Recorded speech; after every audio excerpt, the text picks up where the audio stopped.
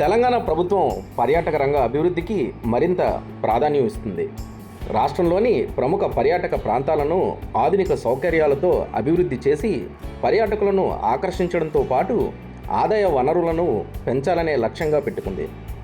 ఈ క్రమంలో నల్లమల అటవీ ప్రాంతంలో ద్వీపంలా కనిపించే సోమశిలను మాల్దీవుల తరహాలో తీర్చిదిద్దేందుకు ప్రణాళికలు సిద్ధం చేసింది.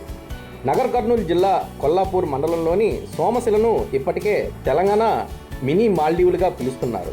కృష్ణానది ఒడ్డున నల్లమల అడవుల నడుమ ఉన్న ఈ ప్రాంతం 4 వైపులా నీటితో, బ్యాక్ వాటర్స్, లగూన్లతో అలరారుతూ ప్రకృతి అందాలను ఒడిసి పట్టుకున్న పర్యాటక కేంద్రంగా గుర్తింపు పొందింది.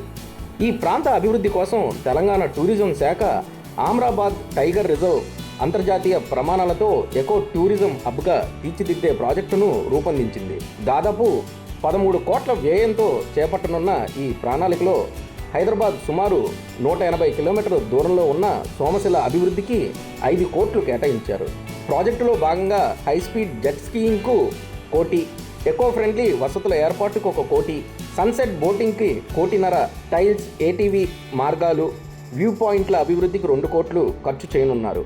అలాగే మాల్దీవుల తరహా వాటర్ ఫ్రంట్ కాటేజీలు, స్విమ్మింగ్ పూల్స్, రెస్టారెంట్లు, పిల్లల ఆట స్థలాలు వంటి సదుపాయాలు కూడా ఏర్పాటు చేయనున్నారు.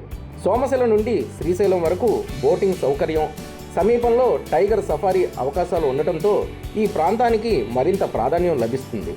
అంతేకాకుండా ఇక్కడ 15 శివాలయాలు ఉండటంతో ఆధ్యాత్మిక పర్యటనకు కూడా ఇది ప్రముఖ కేంద్రంగా నిలిచింది.